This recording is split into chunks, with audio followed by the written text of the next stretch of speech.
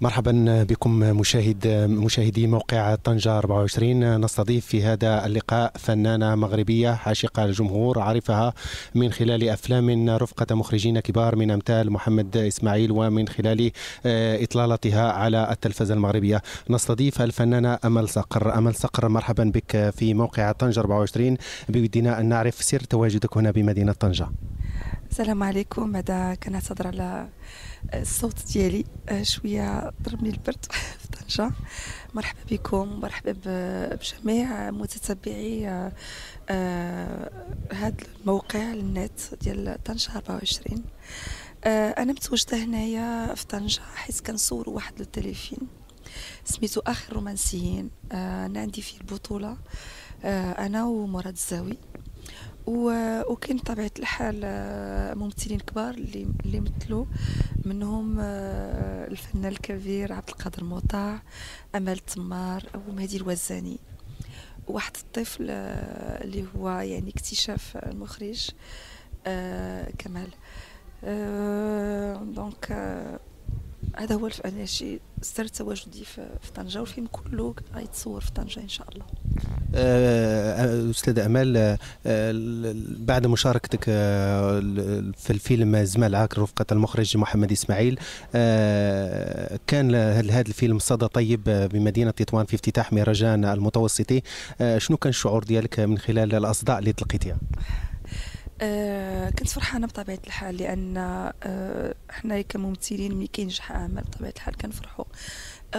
وهذا الفيلم يعني بالخصوص لأن تقريبا سنتين هذه وحنا كنتسناوه. وقعوا بعض المشاكل اللي هما يعني خارج الإرادة ديالنا، والحمد لله يعني تم العرض ديالو في افتتاح المهرجان تطوان.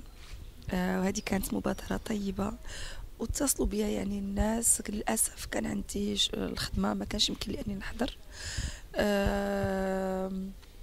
كان صدى طيب وعجب الناس، وعجب يعني عجب الناس، يعجب الفيلم كقصه ككاستينغ، وعجبهم بالخصوص شخصيتي اللي هي كانت شخصيه السعديه، كانت داخله في عصابه، ويعني كان عندها حضور متميز في الفيلم. الأستاذة الفنانة أمال، بغينا نعرفوا جديدك على الساحة الفنية المغربية، وإذا كان شيء جديد على الصعيد الدولي. دابا أنا خدامة في مسلسلين في الدبلجة. واحد الاسم ديالو ما تنسانيش، عندي الدور ديال خديجة كيدوز يوميا على القناة الثانية، وعندي في نفس الوقت مسلسل ثاني برازيلي الاسم ديالو هادي وتصوبة، وعندي دور عاود رئيسي فيه دور ديال فيرونيكا، هو دور مركب. غنحضر ان شاء الله مسلسل عن قريب، غتكون مفاجأة هي في الدبلجة. يلا عاود ساليت فيلم وثائقي اسمه مصر، لعبته مع مخرجة أمريكية، وكان دور ديال مصرية قبطية مسيحية، وغادي يدوز ان شاء الله في ناسيونال جيوغرافي. هو كيتكلم على قصه واقعيه ديال الترافيك ديال لي زونفون في مصر، وكان تكلموا عليها بزاف الصحافه. وجديد ديالي هو هذا الفيلم هذا اخر رومانسيين، وعندي بعض الافلام القصيره، وعندي عاود مسلسل نسيم الاحلام مع المخرج علي الطاهري، هو صور 7 الحلقات. وعندي مسلسل عودة السلمون مع فاطمة الجبيحة، عندي بعض الحلقات. وهادشي اللي كان هاد الساعة. دورك في هذا الفيلم، المسلسل الجديد اللي كتمثليه هنا بمدينة طنجة، وممكن تحدث لنا على الشخصية ديالك في هذا الفيلم؟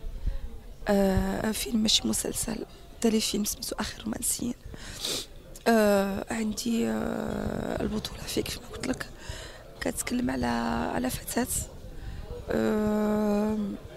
متزوجة برجل أعمال، وغادي يوقع لها بعض المشاكل اللي غتنتهي بمسألة درامية. هو الفكرة كفكرة كيتكلم على النصب على النساء بصفة عامة. مبغيتش نحرق الفيلم. هي شخصية مركبة صعبة. المخرج يعني اعطاني وقتي وخداني عطاني وقتي في التمثيل، وما كانش كيدوز اي مشهد الا ما فريمون حس انه عطيته داكشي اللي هو بغى. فبكيت، غوت، تكلمت عادي، ضحكت. في بزاف ديال الحالات النفسيه كتتقلب من يعني من الاول. اشتغلنا الحمد لله في ظروف مزيانه. حتى الديكورات يعني ديكورات جميله، فيلا بالنسبه للسيارات وهذه. وتا طريقه الاخراج انا اكتشفت الاستاذ الابراهيمي خالد ابراهيمي اكتشفته في هذا الفيلم. تقريبا يعني احنا خدمنا في ظروف كأنه فيلم سينمائي ماشي فيلم تلفزيوني، على مستوى عالي. سواء السيناريو، السيناريست المعروف حنبوشي هو اللي كاتب السيناريو، الانتاج، شركة الانتاج ديال الممثل رقاقنا، والاخراج كيف ما قلت لك ديال خالد ابراهيمي. كنظن غادي يعجب الناس، لان القصه كتلمس اي فتاه، يمكن اي وحده تلقى راسها فيها. هي قصه اجتماعيه دراميه، ومصوره بواحد الطريقه مغيره على المعتاد. هادشي اللي عجبني انا بزاف هاد الفيلم، رغم يعني الظروف القاسيه اللي دزنا فيها، يعني كانت الشتاء ومن بعد كان الريح، ولكن الحمد لله ربي سخر الامور. كفنانة، كأول فنانة مغربية كتولج العالم ديال الدبلجة من خلال مسلسلات تابعة للجمهور المغربي عبر شاشة القناة الأولى والقناة الثانية، فين كتلقى الفنانة أمل صقر راسها، ولماذا العشق للدبلجة؟ والله يعني ماشي قضية عشق. الدبلجة يعني كانت محض الصدفة. كنت ديك الساعة كنصور واحد الكورميتراج، كانت عندي فيه البطولة مع عبد العظيم الشناوي سميتو المصعد الشرعي، وسمعنا انه كاين كاستينغ، مشينا اونصومبل وداروا لي الكاستينغ وخداوني.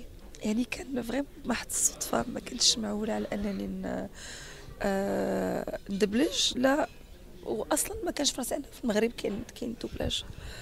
الحمد لله توفقت فيه، عجب الناس. يعني كان دور بطولة، دور مركب، شخصية يعني كانت كتطلب خدمة بزاف.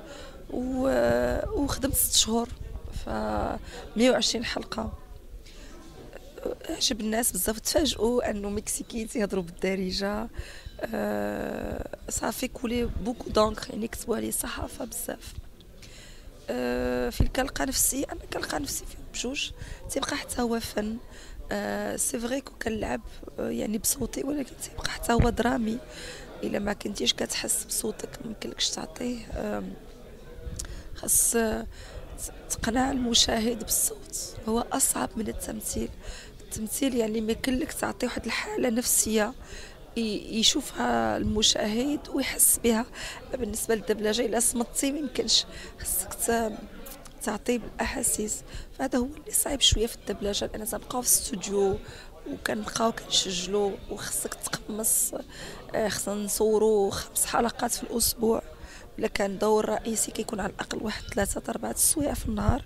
هذا صعب، يعني مساله ماشي سهله، يعني دخل. وهذا كاين معنا ممثلين كيديروا الدبلجه، كاين ممثلين اللي ما قدروش يديروها، كاين ناس عاديين اللي توفقوا وتفوقوا فيها، وكاين يعني الناس اللي ما قدروش. فكتبقى يمكن وموهبه يعني تقدر تكون في اي واحد فينا ويكتشفها في نفسه. فنانة أمل صقر، شنو هو أقرب الممثلين أو الفنانين المغاربة أو في العالم العربي للفنانة؟ شنو اللي أقرب؟ ما فهمتش، مش السؤال. الفنان المغربي أو الأقرب اللي كتحسب معاه بالراحة. أنا ما نقدرش نقول لك اسم فنان أو فنانة باش ما نظلمش الآخرين. الفنانين كلهم تيهموني، القدام وجداد، كلهم كنتعلم منهم، كلهم كيزيدوني بزاف د الحوايج. الناس يعني القدام زادوني بزاف، بحال يعني السي عبد القادر موطا في هذا الفيلم هذا، يعني استفدت من بزاف د الحوايج. اول مره عرفت اني تعاملت مع امل تمار كانت فرصه طيبه وعطاتني. تعاملت مع مراد الزاوي تا هو اكتشفته. يعني ما عنديش شخص واحد او كلهم تيبقاو ناس اللي قدوة ليك، كيبقاو ناس اللي كيضيفوا ليك، تيبقاو ناس اللي كتعلم منهم. انا كنآمن بان يوميا كنتعلموا يوميا، والنهار اللي ما غنتعلموا حتى شي حاجه هو نهار الموت ديالنا. من خلال مشاركتك في بعض الراليات سباقات السيارات، واش غنشوفوها الجمهور الكريم كذلك في هذه الهواية الأخرى للفنان الكبير؟ يا ريت يا ريت يعني داي معايا. الرالي هو يعني موهبة محبوبة عندي بزاف.